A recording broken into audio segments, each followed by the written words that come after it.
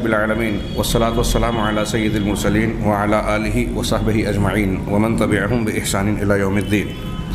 اعوذ باللہ من الشیطان الرجیم، بسم اللہ الرحمن الرحیم۔ اقتربت الساعة وانشق القمر۔ محترم حاضرین، شرح ارکان ایمان کے تحت ہم لوگ یوم آخرت، قیامت کے دن پر ایمان، جو ہماری ایمان کی بنیادوں میں سے پانچویں بنیاد ہے، اس پر گفتگو کر رہے ہیں، اور اس ضمن میں ابتدائی بحث کے بعد دوسرا عنوان ہے الایمان باشراط الساعہ، قیامت کی نشانیوں پر ایمان رکھنا۔ اشراط کے لیے عربی زبان میں یا حدیثوں میں امارات کا لفظ بھی آیا ہے، یعنی مراد ہے علامات، نشانیاں، یعنی وہ چیزیں جس کے ظہور سے اس بات کا اشارہ ملتا ہے کہ قیامت آنے والی ہے اور قیامت کا واقع ہونا قریب سے قریب تر ہوتا جا رہا ہے۔ اللہ کے نبی صلی اللہ علیہ وسلم نے بالتفصیل اور قرآن میں متعدد مقامات پر قیامت کے واقع ہونے کی متعدد علامتیں بیان کی ہیں۔ ان علامتوں کی کئی قسمیں لوگوں نے بیان کی ہیں۔ ایک قسم کو اہل علم نے کہا کہ یہ علامات صغرا ہیں۔ صغرا یعنی چھوٹی علامتیں۔ ان میں سے بعض ایسی ہیں جن کا ظہور ہو چکا، کچھ ایسی ہیں جو اس وقت جاری ہیں اور قیامت تک ان کا سلسلہ قائم رہے گا بلکہ بڑھتا رہے گا، اور کچھ علامتیں ایسی ہیں جو اخیر وقت میں ظاہر ہوں گی، وہ صغرا بھی ہوں گی، اور پھر دوسری قسم کی علامات کبریٰ جن کو بڑی علامات کہا جاتا ہے، ان کا ظہور قیامت سے کچھ پہلے ہوگا۔ علامات صغرا جن کو کہا جاتا ہے، یہ وہ امور ہوتے ہیں جن کو ہم عام اور معتاد کہتے ہیں، جیسے شراب کا کثرت سے پیا جانا، زنا کا عام ہونا، اور اس قسم کے مختلف واقعات اور حادثات جسے ہم معمول کی چیز سمجھتے ہیں، معتاد اور معمول کی بات۔ کچھ بڑی علامتیں جن کا تذکرہ قرآن و حدیث میں موجود ہے، وہ ایسی ہیں جو معمول کے خلاف ہیں، خرق عادت کے باب سے اس کو کہا جانا چاہیے، جیسے دجال کا خروج، حضرت عیسیٰ علیہ السلام کا نزول، یاجوج ماجوج کا خروج، اور اس قسم کی دوسری بڑی نشانیاں جس کا تذکرہ صحیح احادیث میں، بلکہ بعض نشانیوں کا تذکرہ قرآن میں بھی موجود ہے۔ چونکہ قرآن و حدیث میں اس کا تذکرہ کیا گیا ہے کہ قیامت کے وقوع سے پہلے یہ علامات ظاہر ہوں گی، اس لیے ایمان بالیوم الآخر کے درمیان کے اندر اہل علم نے اس کو شامل مانا ہے کہ جو لوگ اللہ اور رسول اللہ صلی اللہ علیہ وسلم پر ایمان رکھتے ہیں، وہ ان باتوں کو بھی مانیں کہ قیامت واقع ہونا ہے، اور قیامت کے واقع ہونے سے پہلے اس کے مقدمات یا علامات کے طور پہ اللہ تبارک و تعالیٰ ان علامتوں کا، ان چیزوں کا ظہور فرمائے گا۔ ہم یہاں کچھ علامتوں کا تذکرہ کریں گے۔ اہل علم نے ان علامتوں کے قائم یا ظاہر ہونے کے اعتبار سے انہیں تین قسموں میں تقسیم کیا ہے۔ پہلی قسم وہ ہے جو واقع ہو چکی اور ختم ہو گئی، پہلی قسم جو واقع ہوئی اور ختم ہو گئی۔ دوسری قسم وہ ہے جن کا ظہور جاری ہے اور مسلسل اس کا سلسلہ قائم ہے، لگاتار، اور یہ مستقبل میں قیامت تک اس کا سلسلہ قائم اور جاری رہے گا، بلکہ اس میں اضافہ ہوتا رہے گا۔ تیسری قسم وہ علامتیں ہیں جو اب تک ظاہر نہیں ہوئی، ظہور پذیر نہیں ہوئی۔ جو پہلی اور دوسری قسم ہے، ان کو علامات صغرا میں شمار کیا جاتا ہے۔ رہی تیسری قسم، تو اس میں بڑی علامتوں، قیامت کی بڑی علامتوں کے ساتھ چھوٹی علامتیں بھی شامل ہیں۔ اب یہاں انہوں نے بہت ہی اختصار کے ساتھ چند علامتوں کا تذکرہ کیا ہے نمونے کے طور پر۔ قسم اول میں انہوں نے کہا کہ پہلی قسم جو کہ ظاہر ہو چکی اور ختم ہو چکی، ان نشانیوں میں سے ایک نشانی خود نبی کریم صلی اللہ علیہ وسلم کی بعثت ہے۔ اللہ کے نبی صلی اللہ علیہ وسلم کا نبی آخر الزماں کے طور پر مبعوث ہونا، ظہور فرمانا، یہ خود قیامت کی نشانیوں میں سے ایک نشانی ہے۔ اللہ کے رسول صلی اللہ علیہ وسلم نے اپنی ان دو انگلیوں کو، سبابہ اور اس کے بعد والی انگلیوں کو اشارہ کر کے کہا کہ میں اور قیامت اس طریقے سے۔ اہل علم نے اس کی تشریح میں یہ بھی فرمایا کہ کہ آپ کے بات کا مقصد یہ ہے کہ نبی کریم صلی اللہ علیہ وسلم کے بعد قیامت کے ظاہر ہونے تک کوئی دوسرا پیغمبر اور نبی آنے والا نہیں ہے، یہ مفہوم ہے۔ اور دوسرے معنوں میں گویا اب آپ کے آنے کے بعد معاملہ اس دنیا کے خاتمے کا ہی ہوگا، کسی اور نبوت اور شریعت کا زمانہ نہیں آئے گا۔ اس اعتبار سے نبی کریم صلی اللہ علیہ وسلم کا بحیثیت نبی مبعوث ہونا خود قیامت کی ایک نشانی ہے۔ اسی طریقے سے نبی کریم صلی اللہ علیہ وسلم کی وفات کو بھی آپ علامت قیامت میں شمار کیا گیا ہے۔ بیت المقدس کا فتح کیا جانا، اسی طرح امیر المومنین عثمان بن عفان رضی اللہ تعالی عنہ کا قتل اور شہادت کا معاملہ، اسے بھی قیامت کی نشانیوں میں روایات کے مطابق ذکر کیا گیا ہے۔ اسی طرح وہ جنگیں جو حضرت عثمان غنی رضی اللہ تعالیٰ عنہ کی شہادت کے بعد مسلمانوں کے درمیان واقع ہوئیں، اللہ کے نبی صلی اللہ علیہ وسلم نے، آپ کتاب الفتن اور اشراط الساعہ کے ابواب حدیث کی کتابوں میں دیکھیں گے تو ان چیزوں کو علامات قیامت کے طور پر تذکرہ کیا ہے کہ مسلمانوں کی ایک دوسرے کے خلاف تلواریں نکل جائیں گی۔ یہ چند مثالیں انہوں نے دی۔ اگر آپ اس موضوع کی کتابیں، شیخ مبشر حسین لاہوری صاحب کی کتاب ہے قیامت کی نشانیاں اردو زبان میں، انہوں نے میں سمجھتا ہوں 100 سے زیادہ علامتوں کا تذکرہ کیا، چھوٹی اور بڑی ملا کر، اور ان پر تفصیلی گفتگو کی، ان علامتوں یا ان کے فتنوں سے بچنے کے کچھ تدابیر بھی بیان کی۔ بڑی مفید کتاب ہے۔ میں مشورہ دوں گا کہ اس موضوع سے متعلق مزید معلومات کے لیے وقت نکال کر ایسی کتابوں کا مطالعہ ہمیں کرنا چاہیے، خاص طور سے ایمانیات اور عقیدہ، چونکہ ہر مسلمان پر علم حاصل کرنا فرض ہے، اور جس علم کو حاصل کرنا فرض ہے وہ علوم ہے جو شریعت سے ہمارے لیے سیکھنا ضروری ہے، اور ضروری علوم میں سب سے زیادہ ضروری، جس کے نہ جاننے کا کوئی عذر قیامت کے دن اللہ کے یہاں نہیں چلے گا، وہ علم عقیدہ ہے۔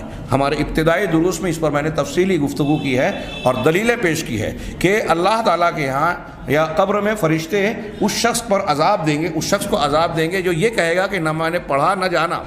فرشتے خود کہیں گے کہ نہ تو نے پڑھا اور نہ جانا، جب غلط جواب دے گا وہ 3 سوالوں کا۔ تو اس کا مطلب اہل علم نے اس سے استدلال کیا کہ عقیدے کی بات، 3 سوال تینوں عقیدے کے بارے میں ہے۔ من ربک، ما دینک، ما تقول فی محمد صلی اللہ علیہ وسلم، کہ تمہارا رب کون ہے، تمہارا دین کیا ہے، اور محمد صلی اللہ علیہ وسلم کے بارے میں تم کیا کہتے ہو۔ تینوں سوال عقیدے کے بارے میں ہے۔ اس سے معلوم ہوا کہ عقیدہ سیکھنا ہر خاص و عام کے لیے ضروری ہے، لہذا اس کے بارے میں جانکاری کا کتابوں اور علماء کی طرف رجوع کرنے کا ایک شیوا بنا لینا چاہیے ہم مسلمان مرد اور خواتین کو، کیونکہ یہ علم سیکھنا ضروری ہے۔ یہ ہماری زندگی پر اثر انداز ہونے والی سب سے زیادہ اہم چیز ہے، اور ہمارے کردار سازی کے لیے، ذہن سازی کے لیے یہ بہت ضروری ہے۔ اور میں نے پچھلے دروس میں یہ تذکرہ کیا کہ عقیدے پر محنت نہ ہونے کی وجہ سے، ان چیزوں کی صحیح معلومات نہ ہونے کی وجہ سے، ہمارے یہاں بہت آسانی سے نئی نسل کے وہ نوجوان جو جدید ماحول میں پلتے بڑھتے ہیں، وہ بعض دکھائی دینے والی چیزوں سے، چمک دمک سے متاثر ہو جاتے ہیں اور گمراہ کن افکار و عقائد سے متاثر ہو جاتے ہیں۔ کوئی نیٹ پر جو ہے کسی انجینئر سے متاثر ہو جاتا ہے، کوئی منکرین حدیث کے دام میں پھنس جاتا ہے، کوئی قادیانیوں کے جال کی طرف لپکنے لگتا ہے، کوئی نیا شخص جو ہے مہدیت کا یا کسی چیز کا دعویٰ کرتا ہے دینی بنیاد پر، اور قرآن اور حدیث کی دلیلوں کو توڑ مروڑ کر اپنے حق میں کرنے کی کوشش کرتا ہے۔ تو چونکہ عام اور سادہ آدمی صحیح حدیثوں کو اور صحیح عقیدے سے واقف نہیں ہے، صحیح حدیثوں کو جانتا نہیں ہے، اس لیے بہت جلدی ان کے دام فریب میں مبتلا ہو جاتا ہے اور ان کے گمراہی کا شکار ہو جاتا ہے۔ یہ عقیدے کے علم نہ ہونے کے سبب سے ہوتا ہے۔ یہی وجہ ہے، میں نے یہ بھی تذکرہ کیا تھا کہ اہل عرب میں عقیدے کے ابواب کو دہرانا بہت عام اور کامن ہے۔ وہاں مسجد سعودی عرب کی مسجد میں دروس ہوتے ہیں، اور ان دروس میں سب سے پہلے جس عنوان کی کتاب کو اختیار کیا جاتا ہے وہ عقیدے کی ہے۔ اور جب عقیدہ مضبوط ہوتا ہے، عقیدہ درست اور صحیح ہو جائے، منہج انسان کا درست ہو جائے، تو کسی شیاطین الانس اور الجن میں سے کسی کی گمراہی اسے گمراہ نہیں کر سکتی۔ بہرحال میں عرض کر رہا تھا کہ شیخ مبشر حسین کی ایک کتاب ہے، اسی طرح ایک اور اردو میں قیامت کی نشانیوں کے نام سے ہی ایک کتاب، میں عربی نام بھول رہا ہوں، عرب عالم کی ہے، جس کا ترجمہ شیخ مقیم فیضی صاحب نے کیا ہے۔ بڑی مفید کتاب ہے۔ اس سلسلے کی تفصیلی معلومات ان دونوں کتابوں میں آپ دیکھ سکتے ہیں۔ عربی میں تو اس سلسلے میں بہت سارا مواد موجود ہے۔ تو یہ چند علامتیں جو گزر چکی، اس کا تذکرہ 4-5 چیزوں کا کیا۔ دوسری قسم کی جس کو علامات متوسطہ کہتے ہیں، 3 قسموں میں سے پہلی قسم علامات متوسطہ، یہ وہ ہیں جو کچھ ظاہر ہو چکی ہیں لیکن ختم نہیں ہوئی، بلکہ ان کے ظاہر ہونے کا سلسلہ جاری ہے اور یہ بڑھتا رہے گا اور بڑھتا جا رہا ہے۔ آج ہم اپنے ماحول میں، گرد و پیش میں، خود اپنے اندر اور اپنے گھروں میں، اپنے سماج اور معاشرے میں قیامت کی کئی نشانیوں کا مشاہدہ کر سکتے ہیں جو قرآن و حدیث میں موجود ہے، اور یہ بہت ساری ہیں۔ اللہ کے نبی صلی اللہ علیہ وسلم کے چند ارشادات کو انہوں نے بطور مثال پیش کیا۔ پہلی حدیث جو ہے وہ امام احمد کی روایت کردہ، جسے اہل علم و محدثین نے صحیح کہا ہے کہ اللہ کے رسول صلی اللہ علیہ وسلم نے فرمایا کہ لا تقوم الساعة حتى يكون اسعد الناس بالدنيا لوکا ابن لوکا، کہہ رہے ہیں کہ قیامت اس وقت تک قائم نہیں ہوگی یہاں تک کہ دنیاوی اعتبار سے یا دنیا کے ساتھ سب سے زیادہ سعادت مند، خوش قسمت، یعنی جو آدمی بڑا مانا جائے گا، جس آدمی کو عہدہ، اقتدار اور بڑی کرسی دی جائے گی یا عزت و آبرو سماج اور معاشرے میں نظر آئے گی، بڑا خوش قسمت مانا جائے گا، کون ہوگا؟ لوکا ابن لوکا۔ لوکا ان کا ترجمہ عام طور سے کرتے ہیں کمینہ، عربی میں غلام کو یا بیوقوف آدمی کو، احمق کو، یا پھر لئیم، جس کا ترجمہ ہم کمینہ کہیں گے، یعنی ایسا شخص دنیا کے معاملے میں سب سے زیادہ خوش قسمت اور اونچا کہلائے گا جو کمینہ ابن کمینہ ہوگا، یعنی خود بے کردار ہوگا اور بے کردار باپ کا بیٹا ہوگا۔ آج ہم دیکھ سکتے ہیں کہ بہت سارے عہدوں پر، خاص طور سے حکومتی اور سیاسی عہدوں پر، تو آج ہم دیکھ ہی رہے ہیں کہ ایسے بیوقوف لوگ جو لوگوں کے حقوق کو جانتے بھی نہیں، جو حکمرانی کے آداب اور سلیقے سے، سیاست کی سین سے واقف نہیں ہیں، اتھل پتھل، توڑ جوڑ، جھوٹ، الزام اور لوگوں کو بیوقوف بنانے، لوگوں کو پریشان کرنے کو سیاست سمجھتے ہیں، وہ لوگ حکومتوں پر قابض ہیں۔ اور یہ صرف حکومت کی بات نہیں ہے، اللہ کے رسول نے فرمایا کہ دنیا میں اسعد، یعنی سماج اور معاشرے میں بھی اس کو عزت کی نگاہ سے کسے دیکھا جا رہا ہے؟ آج کے سماج میں ہم دیکھ سکتے ہیں اس ایک نشانی کو کہ ہمارے سماج اور معاشرے میں تقوی اور پرہیزگاری معیار شرافت نہیں رہی، عزت کا۔ ہلکا پھلکا ہم کبھی کسی مقام پر علماء کو، تقوی اور پرہیزگاری اختیار کرنے والوں کو اچھی نگاہ سے دیکھ لیا، لیکن پھر انہیں غیر ضروری سمجھتے ہیں۔ انہیں سامنا ہو گیا، سلام کیا، نہیں کیا، کوئی مسئلہ نہیں، ان سے کوئی معاملہ ناراضگی کا ہو گیا تو خوب غصہ اور ناراضگی بتائی جاتی ہے۔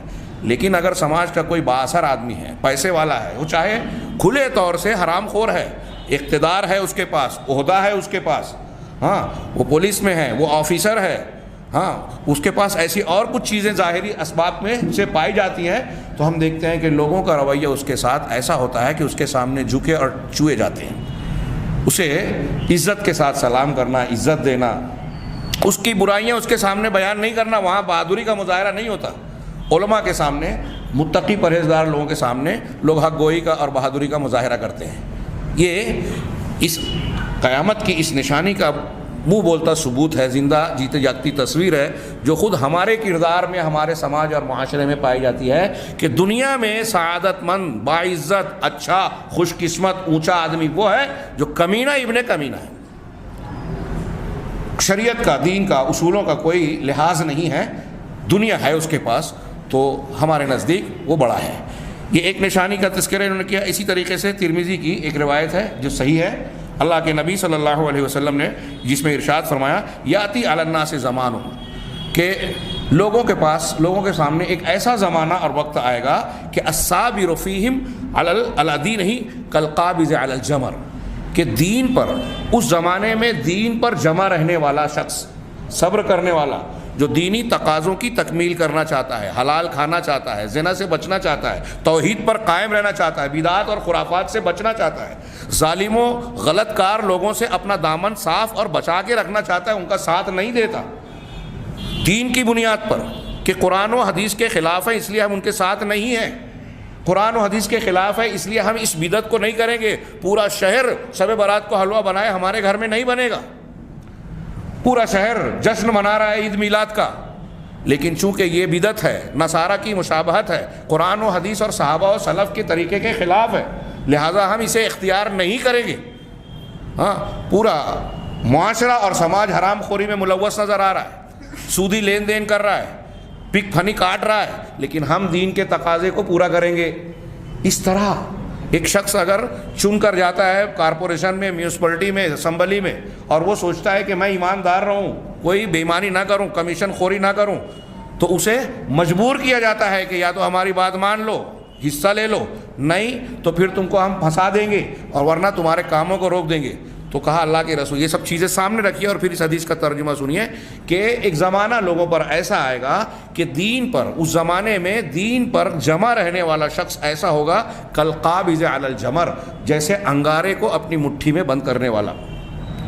آگ کا کوئی ٹکڑا، شعلہ یا انگارہ ہو، اسے آپ اپنی مٹھی میں بند کر سکتے ہیں، پکڑ سکتے ہیں. چھونا دشوار ہوتا ہے، آگ کو کوئی چھو نہیں سکتا، اور اس کو مٹھی میں بند کر کے رکھنا ظاہر سی بات ہے کہ یہ تقریباً ناممکن بات ہوگی، ناممکن بات ہے.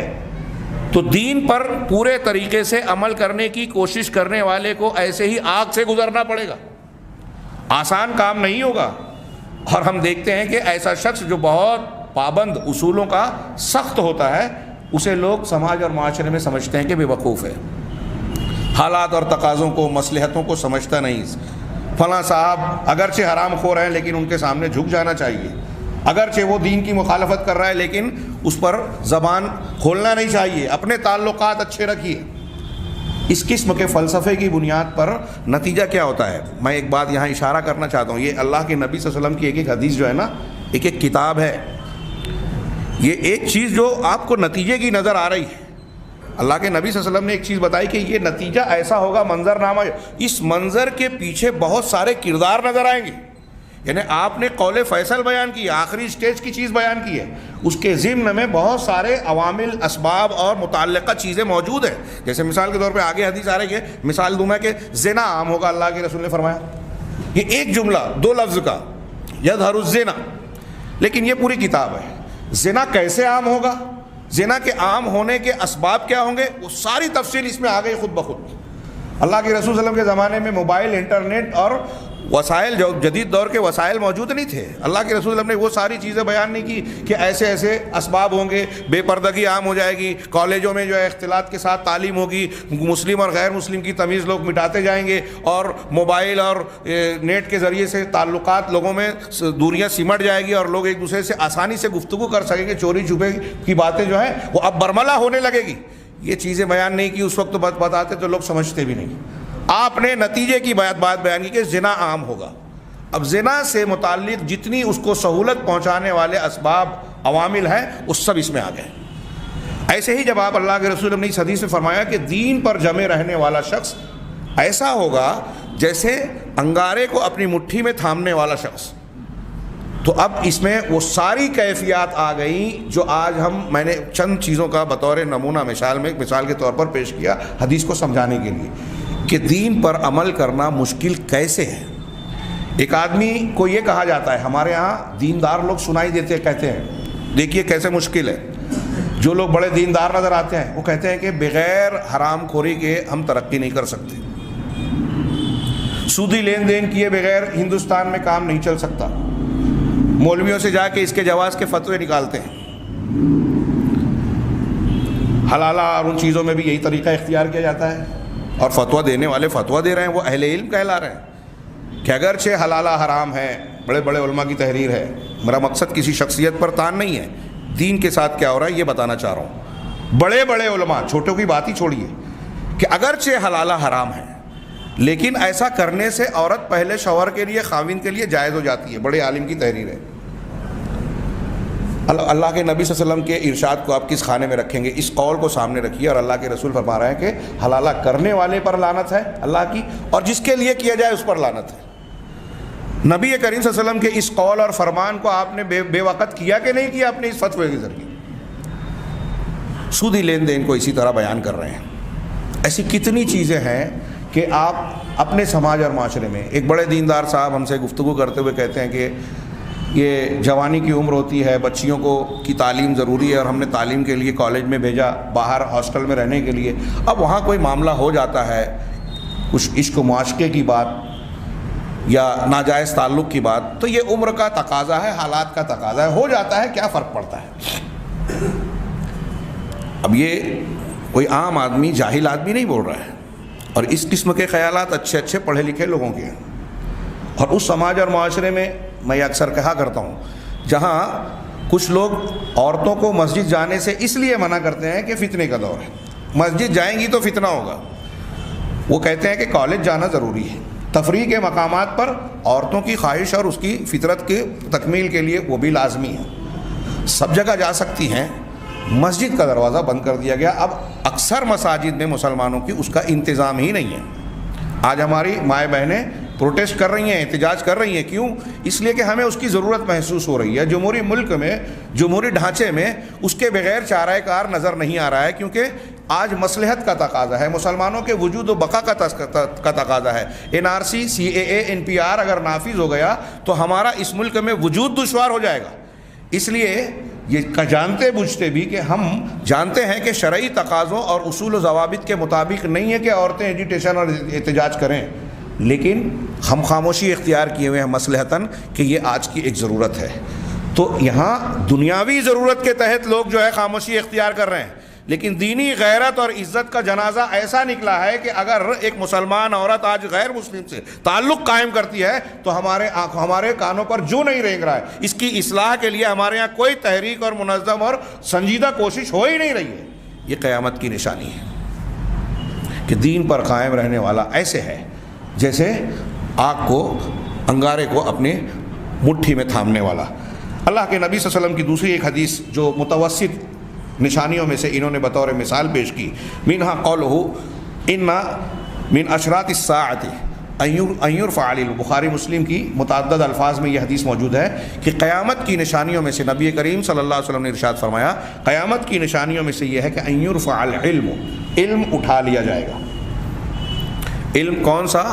العلم سے مراد بہت تفصیل میں جانے کا موقع نہیں ہے، میں تفصیل میں جاؤں تو لمبی بات ہو جائے گی، صرف اسی ایک بات پہ، دین کا صحیح علم، صحیح عقیدے کا، صحیح منہج کا علم۔ ورنہ آج ہم دیکھ رہے ہیں کہ آج کے دور میں لوگ زیادہ سمجھتے ہیں کہ ڈگریوں کا دور ہے، یونیورسٹیاں، کالجز آج کے زمانے میں جتنی پہلے نہیں تھیں، لیکن یہ ڈگری ہولڈر جتنے ہیں وہ صرف معلومات والی ڈگری لیے ہوئے ہیں، ڈگری کی دکان سے ڈگری خرید کر ملازمت کا جواز لیتے ہیں، بس علم نہیں ہے۔ یہ جتنے علم والے ہیں اتنا بڑا بڑا غبن، چوری اور ایسے حرکات کرتے ہیں جس سے فتنہ و فساد پھیلتا ہے۔ یہ حقیقی علم نہیں ہے۔ علم تو وہ ہے انما یخشی اللہ من عبادہ العلماء، اللہ کے عالم بندے اللہ سے ڈرتے ہیں، وہی ڈرتے ہیں۔ جس کا علم ہوگا اس کے اندر اللہ کی خشیت ہوگی، اللہ کی خشیت ہوگی تو آدمی نیک صالح ہوگا، اپنے لیے، دوسروں کے لیے، سماج اور معاشرے کے لیے مفید ہوگا۔ تو یہاں العلم سے مراد دین کا علم ہے، وہ علم جو انسان کو انسان بنائے، وہ علم جو اللہ کی معرفت اور لوگوں کے حقوق کی پہچان کروائے اور انسان لوگوں کو حقوق اللہ اور حقوق العباد کو ادا کرنے والا بن جائے، ایسا علم اٹھا لیا جائے۔ کیسے اٹھائے گا؟ یہ بھی بخاری اور مسلم کی دوسری حدیث میں جو آپ بہت مرتبہ سن چکے ہیں کہ نبی کریم صلی اللہ علیہ وسلم نے فرمایا کہ اللہ تعالیٰ علم کو لوگوں کے سینوں سے اس طرح نہیں اٹھائے گا کہ لوگ سینے سے چھین لے، رات میں سوئے اور صبح اٹھے تو جاہل بن جائیں۔ ان اللہ لا ينتزع العلم انتزاعا ولیکن یقبض العلم بقبض العلماء، اللہ تعالیٰ علم کو اٹھائے گا علماء کو اٹھا کر۔ اس سے پتہ چلا کہ علماء کا موجود رہنا، صحیح علماء کا، قرآن و حدیث کے جاننے والے، متقی پرہیزگار، اللہ کی خشیت رکھنے والے صحیح علماء کا وجود سماج اور معاشرے کے لیے بہت بڑی نعمت ہے۔ علماء کا اٹھا لیا جانا علم کا اٹھنا ہے، اور علم کا اٹھنا قیامت کی نشانی ہے، فتنوں کے دروازے کو کھولنا ہے۔ اس سے اہل علم کی اہمیت اور فضیلت بھی معلوم ہوتی ہے۔ تو اللہ کے رسول نے فرمایا کہ قیامت کی نشانیوں میں سے یہ ہے کہ علم اٹھا لیا جائے گا، علماء اٹھائے جائیں گے۔ اور اسی حدیث میں ہے کہ جب عالم نہیں بچیں گے تو لوگ جاہلوں کو سردار پیشوا بنائیں گے، ان کی طرف رجوع کریں گے، ان سے سوال کیا جائے گا، فتویٰ پوچھا جائے گا، تو وہ فتویٰ دیں گے بغیر علم کے فتویٰ دیں گے، خود بھی گمراہ ہوں گے، دوسروں کو بھی گمراہ کریں۔ علامہ ابن قیم، علامہ ناصر الدین البانی اور علامہ ابن دقیق العید رحمہم اللہ اور دوسرے بہت سے علماء اس حدیث کی تشریح کرتے ہوئے کہتے ہیں کہ اگر آپ کسی مفتی کے پاس جاتے ہیں، سوال کرتے ہیں دین کے بارے میں، حلال حرام کے بارے میں، اور وہ یہ کہتا ہے کہ ہماری فلاں کتاب میں یہ لکھا ہوا ہے، ہمارے فلاں عالم نے یہ فتویٰ دیا ہے، ہمارے فلاں کتاب میں قرآن و حدیث سے ہٹ کے بغیر دلیل کے وہ اگر یہ کہہ رہا ہے کہ یہ حلال ہے، یہ حرام ہے، یہ شریعت کا مسئلہ ہے، تو وہ بغیر علم کے فتویٰ دے رہا ہے۔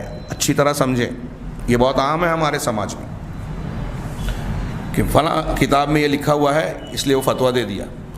اگر کوئی قرآن و حدیث کے بغیر علماء کی تحریر سے جواب دے رہا ہے تو یہ علماء کہتے ہیں کہ اس حدیث کی روشنی میں وہ بھی جہالت کی بنیاد پر فتویٰ دے رہا ہے، خود گمراہ ہو رہا ہے، دوسروں کو گمراہ کر رہا ہے۔ علم کی بنیاد پر فتویٰ کیا ہے؟ جو اللہ کے کلام قرآن اور رسول اللہ صلی اللہ علیہ وسلم کی سنت احادیث کی بنیاد پر فتویٰ دے کہ اللہ کے رسول صلی اللہ علیہ وسلم کا فرمان یہ ہے اس لیے یہ حلال ہے، اس لیے یہ حرام ہے، تو جو یہ ہے دلیل اور علم کی بنیاد پر فتویٰ دینا۔ اب اس نشانی کو آپ اپنے سماج میں دیکھیں تو بڑی عام نظر آئے گی۔ ابھی میں نے حلالے کی مثال دی، سود کی مثال دی۔ ہاں، بینک میں کام کرنے والے ہمارے شہر میں آپ کو ملیں گے کہ بینک میں کام کرنے والے بیمہ کمپنی کے ایجنٹ اپنی جیب میں علماء کے فتوے لے کر گھوم رہے ہیں کہ یہ جائز ہے، اور اللہ اور اس کے رسول کی بات کو دوسری طرف پھینک مارا۔ کہا کہ علم اٹھا لیا جائے گا، وَيَكْثُرُ الْجَهْلُ، اور جہالت عام ہو جائے گی، دین سے جہالت، ڈگریاں بہت ہے۔ ہاں، وہ سورہ روم کی جو آیت ہے، اللہ تعالیٰ کا ارشاد ہے وَلَٰكِنَّ أَكْثَرَ النَّاسِ لَا يَعْلَمُونَ يَعْلَمُونَ ظَاهِرًا مِنَ الْحَيَاةِ الدُّنْيَا وَهُمْ عَنِ الْآخِرَةِ هُمْ غَافِلُونَ۔ کیا پیاری بات کہی کہ اکثر لوگ دنیا کے، اللہ تعالیٰ کہہ رہا ہے اکثر لوگ علم نہیں رکھتے، علم رکھتے ہیں دنیا کی کچھ ظاہری چیزوں کا۔ دیکھیے دو جملہ ہے آگے پیچھے، دنیا کے ظاہر کا علم بھی رکھ رہے ہیں، اور اس سے پہلے اللہ کہہ رہا ہے کہ علم نہیں رکھتے، علم نہیں بھی رکھتے اور علم رکھتے بھی ہیں۔ مطلب دنیا کی بڑی بڑی ڈگریاں ہیں، بڑے انجینئر ہیں، سائنٹسٹ ہیں، ڈاکٹر ہیں، پروفیسر ہیں، محقق ہیں، جغرافیہ داں ہیں، فلاں اور فلاں ڈگریاں لے رکھی ہے۔ وَهُمْ عَنِ الْآخِرَةِ هُمْ غَافِلُونَ، آگے آیت میں کہا کہ لیکن وہ علم نہیں رکھتے، کیوں؟ اس لیے کہ آخرت سے غافل ہیں، اللہ کو نہیں پہچانتے، یہ عقیدہ نہیں جانتے جو ہم پڑھ رہے ہیں۔ امام حسن بصری رحمہ اللہ کہتے ہیں اس آیت کی تشریح میں، بعض مفسرین نے ان کا قول نقل کیا بڑا پیارا، انہوں نے کہا کہ آپ دنیا کی زندگی میں ایسے ایسے ماہرین کو پائیں گے کہ وہ ہاتھ میں سکہ لیں گے، دینار اور درہم، اور بتا دیں گے کہ اتنے گرام کا ہے یہ۔ آج ہمارے یہاں بھی ہے، ہاتھ میں کپڑا لے کے بتا دیں گے کہ یہ کتنی پک پھنی کا ہے، کتنے گرام کی چیز ہے، کتنا کاؤنٹ ہے۔ جو بھی اس فن کے جاننے والے ہیں، سونار سونا دیکھ کے بول دیتا ہے کہ یہ کتنے کیرٹ کا سونا ہے، یہ پیتل ہے، یہ کانچ ہے، یہ ہیرا ہے، جوہری بتا دیتا ہے۔ تو دنیا کے معاملے میں ان کی صلاحیت یہ حسن بصری کہتے ہیں کہ ایک سکے کو ہوا میں اچھال کے بتا دیتے ہیں کہ یہ اتنے گرام کا ہے، اس کی یہ حقیقت ہے، لیکن نماز پڑھنے کا طریقہ نہیں جانتے۔ وَلَٰكِنَّ أَكْثَرَ النَّاسِ لَا يَعْلَمُونَ، اکثر لوگ علم نہیں رکھتے، اللہ نے فرمایا۔ تو علم جہالت عام ہو جائے گی۔ اب یہ جہالت دین اور شریعت کی، صحیح عقیدے کی، صحیح منہج کی، آپ دیکھیے کامن ہے۔ اچھے لوگ دین کے بارے میں الٹی سیدھی باتیں بیان کرتے ہیں۔ آپ دیکھیں بقول مولانا ابوالکلام آزاد، عوام میں بہت سی باتیں اگر دین کی مشہور بھی ہے تو وہی سکے زیادہ چل رہے ہیں، رائج ہیں، جو کھوٹے ہیں، جھوٹی حدیثیں، ضعیف واقعات، ایسی باتیں جس کا قرآن حدیث صحابہ کرام سے استناد نہیں ہے، لوگ اسے دین سمجھ کر دانتوں سے پکڑ کر بیٹھے ہیں۔ ایسی کتنی عام بات ہے، جہالت عام ہے۔ دیندار لوگوں میں جہالت عام ہے، 20 سال دین سے لگے ہوئے ہیں، آپ ان سے پوچھئے شرک کسے کہتے ہیں، نہیں بتا پائیں گے۔ کیا دین کیا جانے؟ اللہ کے تمام انبیاء کرام علیہ السلام آپ پڑھ چکے ہیں، ان کی دعوت کا آغاز ہی یہ ہوتا تھا کہ توحید کے اختیار کرو اور شرک سے بچو، اور ہمارے یہاں 20 سال گزر گیا، توحید اور شرک کا سبق ہی نہیں آیا، نمبر ہی نہیں آیا اس کا۔ تو نبی کے طریقے پہ نہیں ہے نا۔ اب ایک آدمی فضائل پر، اعمال پر محنت کر رہا ہے، سیاسی طور سے دین کا ڈنڈورا پیٹ رہا ہے، بڑی بڑی کانفرنسیں، سیمینار کر کے دین کا ڈنکا بجا رہا ہے، موٹی موٹی کتابیں لکھ رہا ہے، ٹی وی چینل پہ آ رہا ہے، لیکن توحید، شرک اور نبی کے منہج سے واقف نہیں ہے، نہ اس کی تبلیغ اور دعوت کرتا ہے۔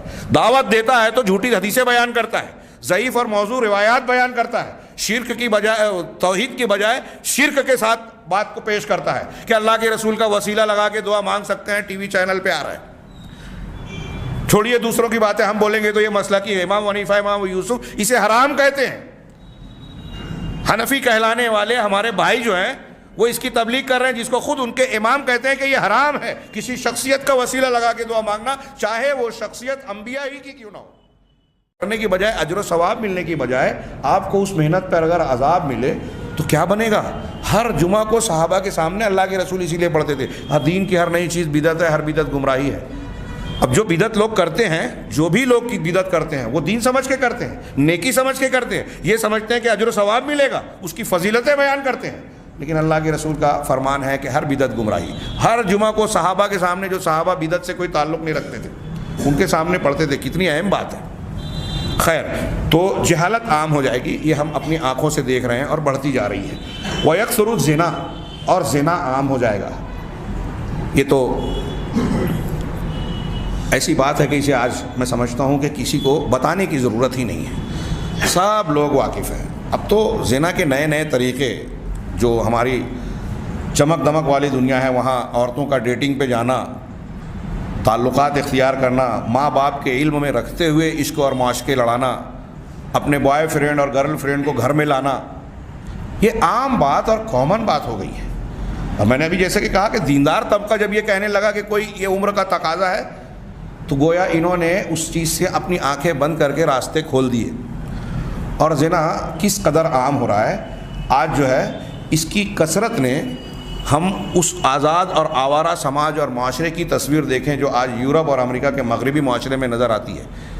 زنا اور ان کے جو پاکدامنی کے، پاکیزگی کے اصول ہیں، مسلمہ اصول، خاص طور سے جو شریعت اسلامیہ نے بیان کیا، ان کو پامال کرنے کے نتیجے میں ان کے سماج اور معاشرے میں مختلف قسم کی بیماریوں نے وہاں عذاب علیم کی شکل اختیار کر لی. ابھی جو چائنا کی ایک بیماری لوگوں کو دہشت زدہ کیے ہوئے ہے، چائنا ہی نہیں، چائنا کے باہر بھی لوگ دہشت زدہ ہیں. ایک بیماری سے اللہ سے نہیں ڈرتے، جو بیماری دینے والا ہے، جو عذاب دینے والا ہے. ہاں، تو اس کے تعلق سے اخبارات میں بڑی مستند باتیں تو نہیں آ رہی ہے کہ اسباب کیا ہیں، لیکن واٹس ایپ کی مختلف کلپ میں لوگ الگ الگ خیالات بیان کر رہے ہیں کہ ایسی چیزیں کھانا جو گندی اور خبیث ہیں، چوہے، بلی، سانپ، یہ برسوں سے چائنا میں کھایا جاتا ہے، اس کا کھانا. کچھ لوگوں نے کچھ بتایا کہ بعض ایسے ہتھیار اور کیمیکلز کا استعمال کیا گیا جس کے اخراج سے وہ بیماری پھیل رہی ہے. اور جو بھی ہو، یہ تو طے ہے کہ اصول فطرت، قدرت کے قانون اور اللہ کے دین کی مخالفت سے ہمیشہ عذاب کو دعوت ملتی ہے، ہمیشہ، ہر دور کے فرعون کا. قرآن نے یہ سبق بار بار دہرایا ہے. اب جس کو جب قوت جب تک حاصل ہوتی ہے، اقتدار پہ ہوتا ہے، خوشحالی ہوتی ہے، تو وہ ان اسباب کو ماننے سمجھنے کے لیے تیار ہی نہیں ہوتا، وہ کمزوروں پر ظلم کرتا ہے. چائنا نے کم ظلم نہیں کیا. چائنا میں صرف ترکستانی، چائنا کا ایک حصہ ہے، ریاست، جو چائنیز ترکستان کہلاتا ہے، وہاں ایغور مسلمان کہلاتے ہیں. ہمارے یہاں بہت کم خبریں آتی ہیں اردو میں، عربی میں اس پر بڑی تفصیلات آتی رہی ہیں، کچھ چیزیں میری نظر سے بھی گزری. انتہائی بھیانک قسم کے مظالم ڈھائے جاتے رہے.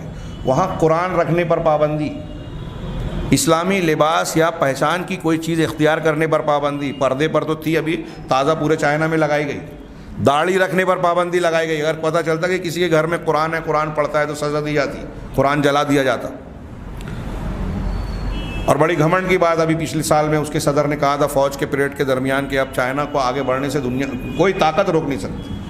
بھول گئے کہ اس دنیا کے نظام کو چلانے والی مدبر ذات اللہ تبارک و تعالیٰ کی ہے، جس نے اسے پیدا کیا اور وہی چلاتا ہے. تو یہ جو بیماریاں ہیں، ہاں، اس قسم کی مختلف بیماریاں، یہ کرونا کی شکل میں جو بھی نام دیا گیا اس کا، وائرس کا، اس سے پہلے HIV کا جو وائرس ہے، ایڈز کا، وہ دنیا کو خوفزدہ کیے ہوئے ہی تھا. اور بھی نئی نئی بیماریاں، یہ اللہ کے نبی صلی اللہ علیہ وسلم نے بتایا ہے کہ جس قوم میں زنا، بدکاری، فحاشی عام ہوگی، وہاں طاعون اور ایسی بیماریاں آئیں گی جو پہلے کی قوم میں سنا نہیں گیا ہوگا. مگر اب ہم سنتے ہیں، کان سے دوسرے کان سے نکال دیتے ہیں، اور جب ہم گناہ کا موقع پاتے ہیں تو ہم بھول جاتے ہیں، ہم سمجھتے ہیں کہ ہم محفوظ رہیں گے. دوسروں پر عذاب آیا، وہ فرعون بے وقوف تھا جو ڈوب گیا.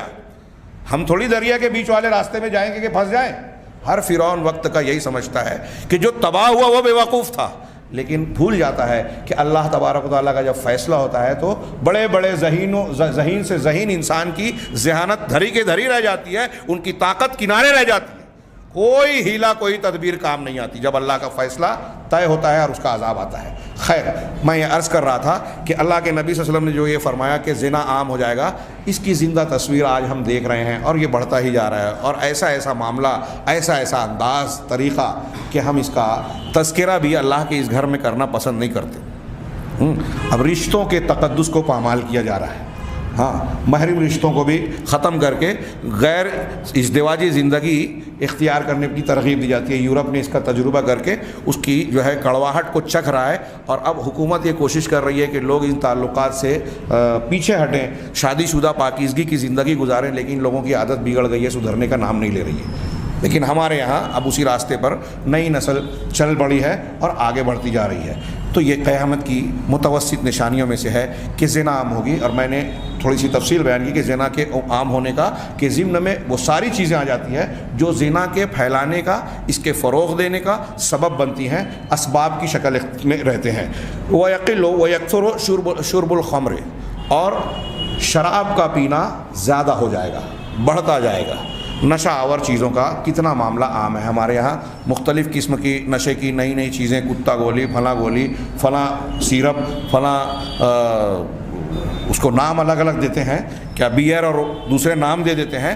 اللہ کے نبی صلی اللہ علیہ وسلم نے فرمایا کہ کل مسکر حرام, ہر نشہ آور چیز حرام ہے. اور جو چیز تھوڑی مقدار میں نشہ لائے, ہاں اس جو زیادہ مقدار میں نشہ لائے اس کی تھوڑی مقدار بھی حرام ہے. اور ایسی کتنی چیزیں ہیں جو ہمارے ہاں نشہ آور ہے اور روز بروز بڑھتی جا رہی ہے, اس کا استعمال بڑھتا جا رہا ہے. قیامت کی یہ نشانی بھی ہمارے گرد و پیش میں بڑھتی ہوئی نظر آ رہی ہے کھلی آنکھوں سے. وَيَقِلُّ الرِّجَالُ, اور ایک نشانی یہ بتائی کہ مرد کم ہوتے جائیں گے.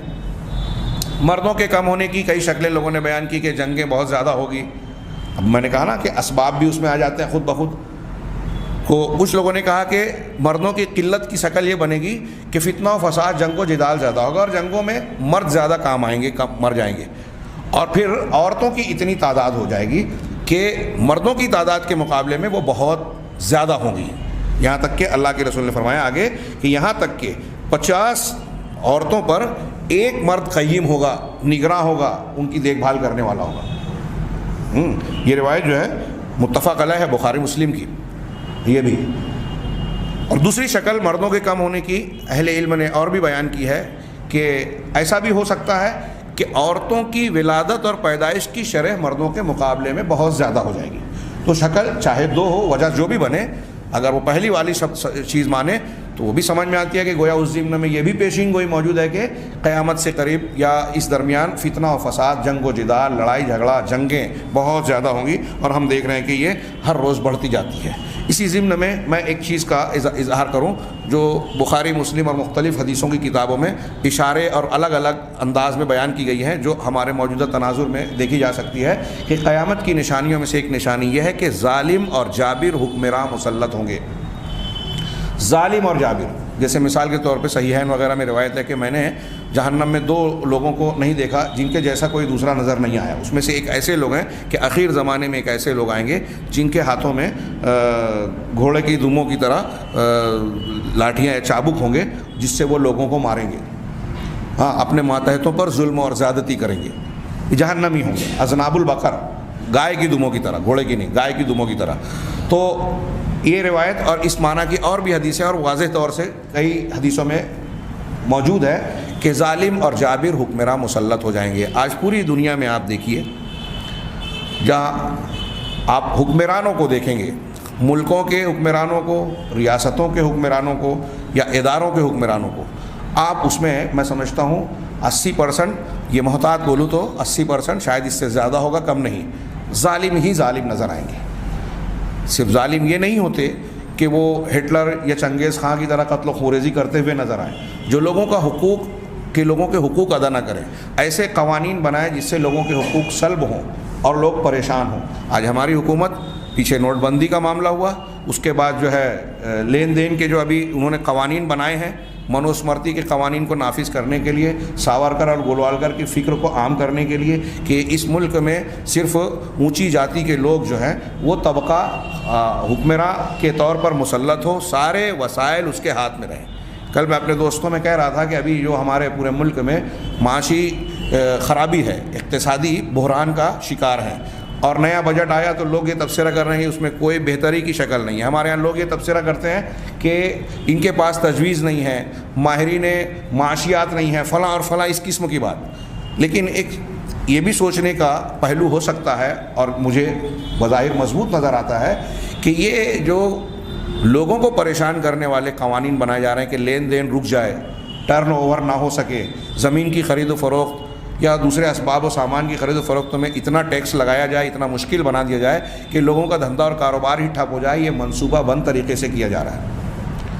کیونکہ منوسمرتی کے مطابق وسائل آمدنی بڑے لوگوں کے یعنی برہمنوں کے ہاتھ میں ہونا چاہیے، باقی لوگوں کو ان کا دست نگر اور ماتحت ہونا چاہیے۔ اور دوسرے لفظوں میں یہ بھی ہے منوسمرتی میں کہ برہمن کے علاوہ جو دوسرا کوئی کماتا ہے، خاص طور سے شودر، اور مسلمانوں کو یہ شودر شمار کرتے ہیں، سکھوں کو، عیسائی، غیر ہندوؤں کو، سب شودر ہیں ان کی نظر میں منوسمرتی کے مطابق۔ تو ان کی جو بھی کمائی ہے برہمن اس کو چھین سکتا ہے، لے سکتا ہے، برہمن کا اس پر پورا حق ہے۔ جب یہ تعلیم موجود ہے تو کسی کے معاشی بحران سے انہیں کیا لینا دینا؟ کسی کے گھر بھوک مری ہو، بے روزگاری ہو، کھانے پینے کی سامان کا مسئلہ ہو، وہ تو یہ چاہتے ہیں کہ اتنے کمزور ہو جائیں کہ ہمارے سامنے کھڑے ہونے کے لائق نہ رہیں، ایک کیس ان کے خلاف درج کیا جائے تو کیس لڑنے کی سکت نہ رہے۔ یہ کھانے پینے میں پریشان ہوں گے تو ہمارے سامنے کھڑے کیا ہوں گے؟ ہماری حکومت کے لیے چیلنج کہاں سے بنے گے؟ یہ ان کی فکر ہے، بھول جاتے ہیں کہ نظام اللہ چلا رہا ہے۔ تو خیر، میں عرض کرنا چاہ رہا ہوں کہ یہ ظالم حکمرانوں کے ظلم کی ایک شکل ہے، اور یہ بات بار بار آ رہی ہے کہ اگر ہم اس کا ازالہ چاہتے ہیں تو ہم آپس میں ایک دوسرے پر ظلم کرنا چھوڑیں۔ ایک تیسری دلیل انہوں نے پیش کی کہ اللہ کے نبی صلی اللہ علیہ وسلم سے قیامت کے بارے میں کسی نے سوال کیا کہ قیامت کب واقع ہوگی، یہ بھی بخاری وغیرہ میں ہے، تو آپ نے جواب میں ارشاد فرمایا اذا ضیعت الامانہ فانتظر الساعہ، جب امانت کو ضائع کیا جانے لگے تو تم قیامت کا انتظار کرو۔ تو سائل نے سوال کیا کہ کیف اضاعتھا، امانت کا ضائع کرنا کیسے ہوگا؟ تو آپ نے فرمایا اذا وسد الامر الی غیر اہلہ فانتظر الساعہ، کہ جب امر کو یعنی اقتدار کو، حکمرانی کو، عہدے کو نااہل کے سپرد کر دیا جائے، جو قابل نہیں ہے حکومت چلانے کا یا عہدہ سنبھالنے کے لائق نہیں ہے، اس کے حوالے کر دیا جائے تو قیامت کا انتظار کرو۔ ہر شاخ پہ الو بیٹھا ہے، آج ہم دیکھ سکتے ہیں، ہماری جماعت میں دیکھیے، اداروں میں دیکھیے، مختلف اکائیوں کے جو اجتماعات ہیں ان میں دیکھیے، جو عہدے دار ہیں وہ کتنے لائق اور قابل ہیں، عہدوں کے لائق ہیں یا دنیا کے کچھ اسباب کی وجہ سے ان کو عہدہ دے دیا گیا۔ اور پھر دیکھیے وزیر اعظم، وزیر داخلہ آج تو موضوع بحث بنے ہوئے ہیں کہ جنہیں کچھ نہیں سمجھتا، جو جیل میں رہنے کے لائق ہیں، جنہیں جو تعلیمی لیاقت سے محروم ہیں، جو لوگوں کے حقوق سے ناآشنا ہے، انہیں اعلیٰ سے اعلیٰ عہدہ دے دیا اور پورے ملک کو انہوں نے یہ امتحان میں ڈال دیا کہ اپنا ہندوستانی ہونا ثابت کرو، قانون بنا دیا۔ یہ نااہل نہیں تو اور کون لوگ ہیں؟ پوری دنیا کا یہی حال ہے، امریکہ کے ڈونالڈ ٹرمپ سے لے کر مودی اور ہمارے چھوٹے اداروں تک سب کو دیکھے تو نااہلوں کی بھیڑ نظر آئے گی۔ یہ قیامت کی بہت کھلی نشانی ہے کہ جب نااہلوں کو امانت یعنی عہدہ سپرد کر دیا جائے تو قیامت کا انتظار کرو۔ اتنی انہوں نے چند مثالیں دی متوسط نشانیوں کی۔ اب اس کے بعد بڑی نشانیوں کا تذکرہ ہے، یہاں سے میں صرف ایک نشانی کا تذکرہ کر کے بات کو سمیٹ لوں گا آج کے اس درس کے لیے، کہ تیسری قسم جو ہے قیامت کی نشانیوں میں، ان میں وہ بڑی بڑی نشانیاں اور علامتیں ہیں جو کہ قیامت سے کچھ پہلے یکے بعد دیگرے آئیں گی، جس میں سب سے پہلے امام مہدی کا ظہور ہے، پھر اس کے بعد دجال کا خروج ہے، پھر اس کے بعد مسیح عیسیٰ علیہ السلام کا نزول ہے، اور پھر اس کے بعد چند اور نشانیاں، دابۃ الارض کا نکلنا، یاجوج و ماجوج کا خروج ہونا، یہ چیزیں، دھوئیں کا نکلنا، سورج کا مشرق سے مغرب سے طلوع ہونا، یہ 10 نشانیاں اللہ کے نبی صلی اللہ علیہ وسلم نے فرمایا کہ یہ سب سے آخر میں ہوگی اور یکے بعد دیگرے ہوں گی۔ یہ علامت جن کا ذکر نصوص میں آیا ہے، حضرت حذیفہ بن اسید غفاری رضی اللہ تعالیٰ عنہ کی روایت ہے، وہ کہتے ہیں کہ نبی کریم صلی اللہ علیہ وسلم ہمارے اوپر آئے، ہمارے پاس آئے، نمودار ہوئے، اور اس حال میں کہ ہم آپس میں مذاکرہ کر رہے تھے۔ صحابہ کرام علمی مذاکرہ کرتے تھے، دین کی باتوں پر بحث کیا کرتے تھے، تو ان کا مذاکرہ چل رہا تھا، اور یہ بہت مفید چیز ہے۔ ہاں، سیکھنے سکھانے کے لیے مذاکرہ مطالعے سے زیادہ اہمیت رکھتا ہے۔ ہاں، تو انہوں نے کہا ما تذاکرون، تو اللہ کے نبی صلی اللہ علیہ وسلم نے سوال پوچھا کہ تم کس بات پر آپس میں بحث مباحثہ یا مذاکرہ کر رہے ہو؟ تو انہوں نے کہا کہ ہم قیامت کا ذکر کر رہے ہیں۔ صحابہ نے جواب دیا ہم قیامت کا ذکر کر رہے ہیں۔ تو آپ نے فرمایا کہ انہا لن تقوم حتی ترون قبلہا 10 آیات، کہ تم اسے قیامت کو نہیں دیکھ سکتے، پا سکتے، یہاں تک کہ 10 نشانیاں، جو بس 10 بڑی نشانیاں ہوں گی، 10 نشانیاں دیکھ نہ لو۔ بس آپ نے جو ذکر کیا 10 کا، وہ یہ ہے، ایک دھواں، ان کی تفصیلات آگے آئے گی، دجال، دابہ، زمین سے ایک جانور نکلے گا جو لوگوں سے کلام کرے گا، جس کا ذکر قرآن میں بھی ہے۔ دابہ، طلوع الشمس من مغربہا، سورج کا مغرب سے نکلنا، حضرت عیسیٰ بن مریم کا آسمان سے اترنا، یاجوج ماجوج کا خروج ہونا، اور 3 جگہ 3 مرتبہ لوگوں کا زمین میں دھسایا جانا، ایک مشرق کے، دنیا کے مشرق کے علاقوں میں خسف یعنی لوگوں کا دھسایا جانا، اور ایک مغرب میں، اور ایک جزیرۃ العرب میں خسف ہونا، اور سب سے آخری نشانی یعنی اس کا جو آخری ذکر آپ نے کیا کہ ایک آگ یمن سے نکلے گی جو لوگوں کو ان کے محشر اکٹھا ہونے کی جگہ کی طرف ہانکے گی۔ اس کی تفصیلات آئے گی کہ یہ آگ لوگوں کے ساتھ چلے گی، جہاں یہ رکیں گے آگ بھی رک جائے گی، چلیں گے آگ بھی چلے گی۔ خیر یہ تفصیلات آئے گی، ان میں سے ہر ایک کا 10 یہ نشانیاں جن کا تذکرہ یہاں انہوں نے کیا، ان کا تذکرہ انہوں نے کچھ تفصیل کے ساتھ کیا۔ سب سے پہلا تذکرہ یہ ایک نشانی کا آج میں ذکر کر کے آج کا درس ختم کروں گا۔ سب سے پہلے جس چیز کا انہوں نے ذکر کیا وہ مہدی رحمہ اللہ کا ظہور ہے، حضرت امام مہدی رحمہ اللہ۔ حضرت عبداللہ بن مسعود رضی اللہ تعالیٰ عنہ کی روایت انہوں نے نقل کی کہ اللہ کے رسول صلی اللہ علیہ وسلم نے فرمایا، لا تنقضی الایام ولا یذهب الدہر حتی یملک العرب رجل من اہل بیتی یواتی اسمہ اسمی، کہ یہ زمانے کی گردش ختم نہیں ہوگی، دنیا کا خاتمہ نہیں ہوگا یہاں تک کہ عرب کا مالک ہو جائے گا، یعنی عرب پر اقتدار حاصل ہو جائے گا ایک ایسے آدمی کا جس کا نام جو میرے اہل بیت سے ہوگا، میرے گھر والوں میں سے، حضرت فاطمہ کی اولاد سے ہوگا۔ اہل علم نے یہ جو میں بیان کر رہا ہوں یہ حدیثوں میں ہے، حضرت فاطمہ کی اولاد سے ہوگا۔ اہل علم کر کے حسن اور حسین کے ننیحال اور ددیال والا سلسلہ چلے گا، تو وہ میرے اہل بیت سے ہوگا، اس کا نام میرے نام کے جیسا ہوگا، یعنی میرے نام کے موافق ہوگا۔ اللہ کے رسول صلی اللہ علیہ وسلم کے کئی نام ہیں، حاشر، عاقب اور دوسرے نام، سب سے زیادہ مشہور نام جس کا قرآن میں بھی ذکر ہے وہ محمد اور احمد ہے۔ ان دونوں میں سے کوئی ایک نام ہوگا، محمد اور احمد، اور ان کے والد کا نام عبداللہ ہوگا۔ یہ اچھی طرح ذہن نشین رکھیں۔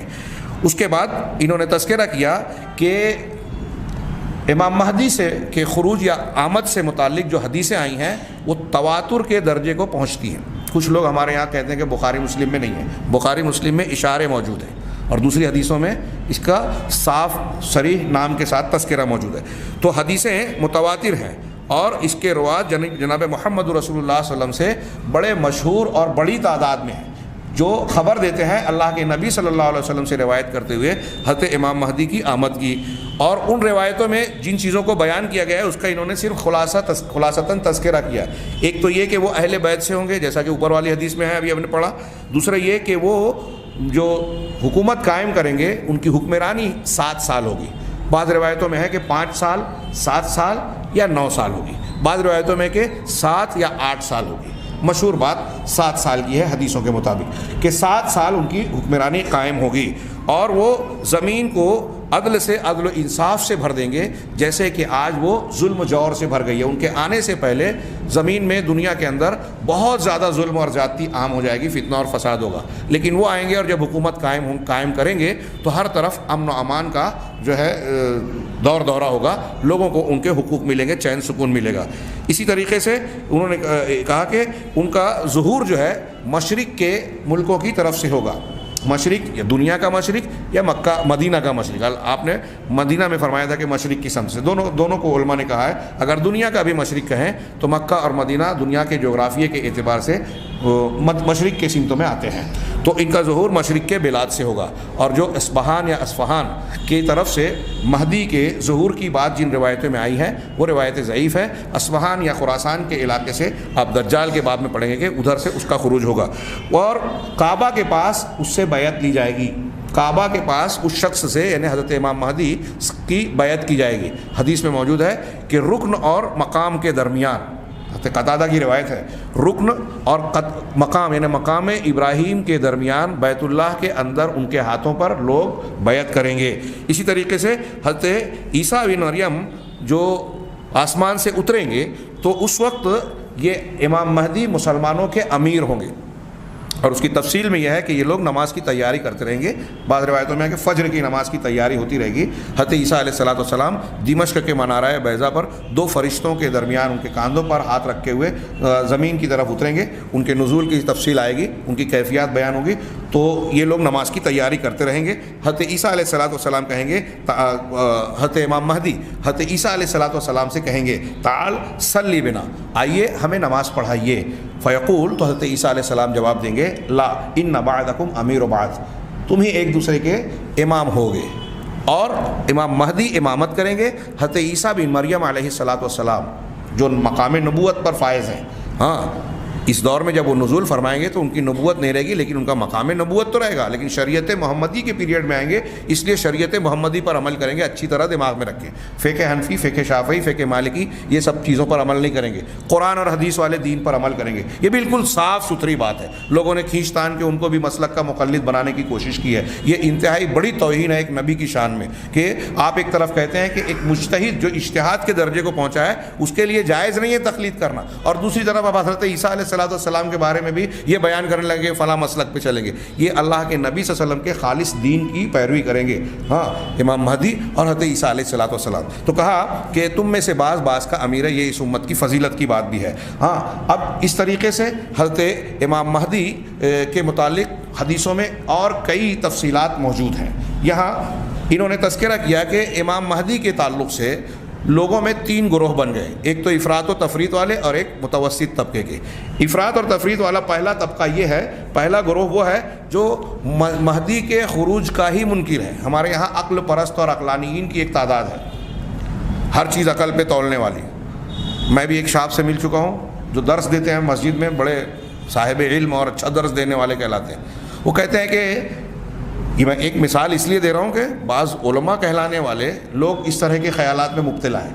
انہوں نے مجھ سے گفتگو ہوئی جب مہدی سے متعلق, تو انہوں نے کہا کہ چونکہ بخاری مسلم میں ان کا واضح ذکر موجود نہیں ہے, اس لیے میں اس کو ماننے میں تعامل رکھتا ہوں, میرا دل اس کو قبول نہیں کرتا. تو کیا صحیح بخاری یا صحیح مسلم میں جو چیز وضاحت سے نہیں ہے, کیا آپ اسے نہیں مانیں گے؟ بخاری اور مسلم میں یہ جو ابھی میں نے حضرت عیسیٰ علیہ الصلوۃ والسلام کی روایت پیش کی, اس میں نام نہیں ہے, لیکن بخاری مسلم کی روایتیں ہیں. ہاں, اور بعض اہل علم نے اس پر مستقل کتاب لکھی ہے. شیخ عبدالعلیم عبدالعظیم حفظہ اللہ بہت بڑے عالم ہیں, ہندوستانی ہیں لیکن سعودی عرب میں ان کا کام ہوتا ہے. انہوں نے ایک کتاب, ایک رسالہ یعنی PhD کا, دکتورا کا اسی ٹاپک پہ لکھا ہے امام مہدی سے متعلق. اسی طریقے سے شیخ عبد المحسن العباد, شیخ عبد الرزاق بن عبد المحسن البدر کے والد, جو آج مدینہ میں عالم اسلام کے محدث کہلاتے ہیں, مدینہ میں ان کو محدث کی حیثیت سے جانا اور سمجھا جاتا ہے, انہوں نے بھی ایک کتاب لکھی ہے مہدیت کے موضوع پر. ہاں, تو کہا کہ کچھ لوگ ان کے خروج کا انکار کرتے ہیں, جیسے موجودہ دور کے جو معاصر اہل قلم ہیں, کتاب, ہاں جن کو نصوص اور اہل علم جو حقیقی علم رکھنے والے, قرآن و حدیث کا علم رکھنے والے لوگوں اور نصوص کا, قرآن و حدیث کا صحیح علم نہیں ہے, ہاں اسی طریقے سے وہ حقائق سے واقف نہیں ہے, وہ انکار کرتے ہیں. جبکہ امام مہدی کی حدیث, امام مہدی کا ذکر کرنے والی احادیث معنوی تواتر کو یعنی متواتر درجے کو پہنچی ہوئی ہے, بہت سارے اہل علم کی کثرت کی گواہی کے ساتھ. شیخ عبدالعلیم وغیرہ نے تعداد گنوائی ہے, 300 سے زیادہ حدیثیں آئی ہیں. اب یہاں ایک بات کا تذکرہ میں کر دوں کہ مہدی سے متعلق بہت سی روایتیں ضعیف بھی ہیں, من گھڑت بھی ہیں, جھوٹی ہیں, لیکن ان ضعیف اور من گھڑت حدیثوں کی بنیاد پر یہ کہنا کہ جب یہ ضعیف ہے تو باقی روایتیں بھی ضعیف ہیں, یہ صحیح نہیں ہے. اگر ایک چیز ایک اصول کے مطابق کوئی مسئلہ اگر اس سلسلے میں 100 ضعیف حدیث ہیں, کوئی قابل حجت نہیں, لیکن ایک صحیح حدیث ہے, تو اس ایک صحیح حدیث پر ایمان لانا فرض اور واجب ہے. بلا اصول اس کا انکار کرنا انکار حدیث ہو سکتا ہے, انکار رسالت ہو سکتا ہے. اور یہ ایک کی بات کر رہے ہیں, جبکہ امام مہدی سے متعلق کوئی 1 2 5 7 نہیں, 50 حدیثیں ایسی ہیں جو حسن اور صحیح درجے کو پہنچتی ہیں, حسن اور صحیح کے درجے کو پہنچتی ہیں, جس پر علماء نے گواہی دی. اور جیسا کہ میں نے نقل کیا, انہوں نے بھی ذکر کیا کہ اہل علم کی بڑی تعداد گواہی دیتی ہے کہ مہدی کے ذکر کی حدیثیں حد تواتر کو پہنچی ہے. یہ پہلا طبقہ جو انکار کرتا ہے اس کا رد کیا. دوسرا طبقہ جو ہے وہ ہے جو مہدی کے معاملے میں غلو کا قائل ہے. یہاں میں چاہتا تھا کہ کچھ تفصیلی گفتگو کروں, لیکن وقت اجازت نہیں دیتا, صرف اشارہ کروں گا. کہ غلو کرتا ہے جو گمراہ فرقے بہت سارے تاریخ میں گزرے ہیں اور آج بھی ہیں، یہاں تک کہ ان میں سے ہر شخص، ہر گمراہ طبقہ اپنے گروہ کے قائد اور بانی کو کہتا ہے کہ یہ امام مہدی ہے۔ یہ صحابہ کے دور کے بعد سے چلا آ رہا ہے سلسلہ، مختار ثقفی سے لے کے آپ مرزا غلام احمد قادیانی تک دیکھیں گے، مہدویت کا دعویٰ کرنے والی ایک بہت بڑی تعداد ہمارے یہاں ہندوستان میں ایک فرقہ ہے، کچھ لوگ واقف ہوں گے، مہدوی فرقہ کہلاتا ہی ہے۔ ملا علی الجونپوری، جونپور کے ایک ملا گزرے ہیں، وہ بڑے مصلح تھے، اچھے تھے، ان کے بارے میں بڑی تفصیلات بیان کی جاتی ہے، شیخ اکرام الدین وغیرہ نے اس کی تفصیل بیان کی ہے۔ ان کے ماننے والے یو پی میں، کرناٹک میں، بعض علاقوں میں پائے جاتے ہیں، ان کو مہدوی فرقہ ہی کہا جاتا ہے۔ وہ اپنے ملا علی جونپوری کہتے ہیں کہ یہ امام مہدی تھے۔ آج ہمارے آس پاس میں ایک جاہل آدمی شکیل حنیف کے نام سے جانا جاتا ہے، اس کا فتنہ ایسا سنتے ہیں ہم لوگ کہ کچھ لوگوں میں اپنا جادو دکھا رہا ہے، وہ مہدویت کا دعویٰ کرتا ہے، اور حیرت ہوتی ہے کہ وہ جو ان چیزوں کو، ابھی چند چیزوں کا میں نے ذکر کیا کہ ان کا نام اللہ کے رسول کے نام پہ ہوگا، تو کہتے ہیں کہ آپ کا نام تو شکیل حنیف ہے، تو کہا میرا نام شکیل احمد ہے، احمد ہے نا، اور میرے دادا کا نام عبداللہ ہے، تو میرے دادا کے نام، وہ دادا پر دادا میں نام کسی کا ڈھونڈ کے لایا۔ یہ جو لوگ جھوٹا دعویٰ کرتے ہیں، اس طرح کھینچ تان کے بعض نصوص کو اپنے اوپر فٹ کرنے کی اور چسپاں کرنے کی کوشش کرتے ہیں، اور اگر آپ غور کریں گے تو جو علم والا ہوگا وہ ان کے دعووں پر ہنسے گا۔ اس سے پہلے میں نے بتایا تھا نا، جیسے کسی نے کہا کہ اللہ کے رسول نے کہا کہ لا نبی بعدی، میرے بعد کوئی نبی نہیں ہوگا، تو اس نے عبارت بدل کے لا نبی بعدی کہا ہے، لا نبی بعدی۔ یہ بحث گزر چکی، میں صرف تازہ کر رہا ہوں کہ اللہ کے رسول کی حدیث کا مطلب یہ ہے لا نبی بعدی، میرے بعد ایک آدمی نبی ہوگا جس کا نام لا رہے گا، تو میرا نام لا ہے، لا نام کا آدمی نبی ہوگا، اللہ کے رسول نے ایسا کہا ہے۔ اب بتائیے، اور اس سے نے کہا کہ اللہ کے رسول نے کہا لا نبی بعدی، تو مرد نبی اب کوئی نہیں ہوگا، لیکن لا نبی عطا نہیں کہا، لیڈی نبی آئیں گے، ابھی خاتون آئیں گی۔ یہ بحث پیچھے گزر چکی، میں نے اس کا جواب بھی دیا کہ عورتوں میں نبوت کا سلسلہ شروع ہی نہیں ہوا تو ختم ہونے کا سوال ہی نہیں پیدا ہوتا۔ خیر، تو ایسے ہی یہ شکیل حنیف، ان لوگوں کے جو اس قسم کے دعوے کرتے ہیں، ان سے متاثر یا ان کے پیچھے پڑ کے بہت زیادہ جواب دینے کی کوشش کرنے میں دماغ خراب کرنے کی ضرورت نہیں ہے۔ نبی کریم صلی اللہ علیہ وسلم نے جو احادیث بیان کی ہے نا، جب کوئی اس قسم کا دعویٰ کرتا ہے، منکر حدیث ہو یا الٹے سیدھے دعوے کرنے والے، وہ حدیثیں منگوائیے جس کے بارے میں یہ دعویٰ کر رہے ہیں، آپ ان حدیثوں کو غور سے پڑھیے، آگے پیچھے اکٹھا کیجیے۔ میرا دعویٰ ہے، ہاں، اور ایمان ہے کہ قرآن اور حدیث سے اگر کوئی شخص غلط دلیل دیتا ہے، غلط چیز پر فٹ کر کے غلط چیز کو ثابت کرنے کی کوشش کرتا ہے، تو جس آیت اور جس حدیث سے وہ استدلال کرتا ہے، اسی پر آپ غور کریں اور آگے پیچھے کا مطالعہ کریں گے تو اس سے رد ہو جائے گا۔ یہ ایک دم پکی اور پختہ بات ہے۔ اب یہی میرا نام اس کے نام پر، میرے باپ کا نام اس کے نام پر۔ اب یہاں دوسری ایک مثال دیکھ لیجئے، شکیل حنیف کہاں سے لائیں گے یہ دلیلیں، کہاں سے فٹ کریں گے کہ مقام ابراہیم اور رکن کے درمیان ان کے ہاتھ پر بیعت ہوگی، یہ امام مہدی کے بارے میں ہے۔ پھر مقام بیضا پر یہ پناہ لیے ہوں گے، ایک روایت میں ہے کہ پناہ لیے ہوں گے کعبہ کے اندر، اور مقام صحیح مسلم کی حدیث ہے، ایک بڑا لشکر ان کو مارنے کے لیے نکلے گا، تو مقام بیضا پر وہ سب کے سب پورا کا پورا لشکر زمین کے اندر دھنس جائے گا، زمین کے اندر دھنس جائے گا۔ بلکہ ام المومنین نے پوچھا بھی، صحابہ نے پوچھا بھی کہ وہاں تو پھر بہت سے ایسے لوگ ہوں گے جو ان کے ساتھ نہیں ہوں گے، کہا ہاں، اللہ کے رسول نے فرمایا کہ اس میں مسافر بھی ہوں گے، ہاں، اور ان کے ساتھ کچھ ایسے لوگ ہوں گے جو اس نیت سے آئے ہوں گے، اور کچھ ایسے ہوں گے جو مجبور ہوں گے، مسافر بھی، سب کے سب دھسا دیے جائیں گے، لیکن پھر قیامت کے دن اپنی اپنی نیتوں اور عمل کے اعتبار سے اٹھائے جائیں گے۔ ان کا لشکر نکلے گا جن کے ساتھ سیاہ جھنڈا ہوگا، دمشق کے منارہ کے پاس جو ہے وہ فجر کی نماز پڑھ رہے ہوں گے، حضرت عیسیٰ کا نزول ہوگا۔ یہ ان چند نشانیوں کو آپ سامنے رکھیے اور بتائیے کہ آپ کا کون سا منارہ ہے۔ مرزا غلام احمد قادیانی نے کہا کہ دمشق سے مراد وہ قادیان شہر ہے، قادیان میں بھی زیادہ ہے، تو یہاں اللہ کے رسول نے کہا تھا کہ دمشق تو مراد، دمشق سے مراد ایسا شہر جہاں دمشق کے یزیدی مزاج کے لوگ زیادہ ہوں، قادیان میں یزیدی مزاج کے کیسے کھینچ تان کر رہے ہیں۔ اور کہا باب لد کے پاس، مرزا غلام احمد قادیانی نے کہا کہ باب لد کے پاس، حدیث میں یہ بھی ہے، حضرت عیسیٰ قتل کریں گے، تو اپنے آپ کو بعد میں مسیح بھی کہا تھا، پہلے مہدی کہا تھا، تو کہا یہ قادیانی آج اس کو کہتے ہیں فٹ کرنے کے لیے کہ لدھیانہ کا شارٹ فارم ہے، پنجاب میں جو لدھیانہ ہے، جبکہ لدھ جو ہے شام کا ایک شہر ہے، ہاں اس کا انگلش نام بھی ہے، ہاں وہاں مراد ہے۔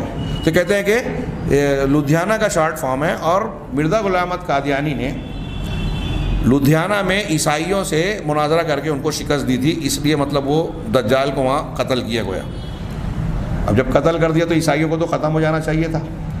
میری ایک قادیانی مبلغ سے یہیں ہمالیہ گاؤں میں گفتگو ہوئی تھی، جب اس نے یہ دلیل دی تو میں نے کہا کہ اگر ایک عیسائی کو شکست دینے سے وہ دجال کو قتل کرنے والے ہو گئے مرزا صاحب، تو پھر مولانا ثناء اللہ امرتسری، مولانا کیرانوی اور بہت سارے دوسرے علماء اسلام، انہوں نے تو 20-25 کی مرتبہ جو ہے عیسائیوں کو شکست دی، تو کتنی مرتبہ دجال کو قتل کیا، تو یہ تو زیادہ بڑے مسیح ہو جائیں گے۔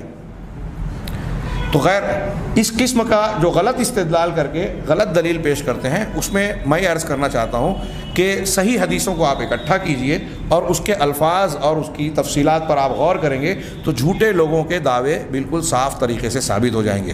ہمارے یہاں جو لوگ دھوکہ کھا رہے ہیں شکیل حنیف سے یا اس سے، تو پتہ چلتا ہے وہ خود جاہل ہے اور ان سے متاثر ہونے والے اور بڑے جاہل ہیں۔ یہ جو متاثر ہو رہے ہیں، میں پھر سے بات دہراؤں کہ یہ صحیح عقیدہ، صحیح احادیث جانتے نہیں ہیں۔ اگر ان فطروں سے ہماری نسل کو بچانا ہے تو یہ اہتمام کرنا چاہیے کہ قرآن و حدیث کی صحیح تعلیمات لوگوں تک پہنچائیں۔ اب کیا کیا جائے کہ ہمارے یہاں بڑے بڑے علماء، ابھی کل ایک صاحب نے بتایا بہت بڑے نام کے ساتھ ایک عالم آئے، بڑا نام ہے، بڑی بھیڑ تھی، اور وہ لا الہ الا اللہ کے کلمے کی تشریح کرتے ہوئے کہہ رہے ہیں وہ صوفیوں کی تشریح لا موجود الا اللہ، جو کلمہ توحید تھا اس کو کلمہ شرک بنا کر پیش کر دیا، اور بہت بڑے عالم، بڑی بھیڑ بھاڑ، لا موجود الا اللہ، موجود صرف اللہ ہی ہے، یہ معنی وحدت الوجود کا ہندوانہ عقیدہ ہمارے شہر میں کل پرسوں بیان ہوا۔ تصوف کی یہی تشریح ہے، اور میں نے اس سے پہلے بار بار بیان کیا ہے، لوگوں کو برا لگتا ہو برا لگے، لیکن غور کریں، تحقیق کریں کہ میری بات اگر یہ صحیح ہے تو کتنی گھناؤنی بات ہے۔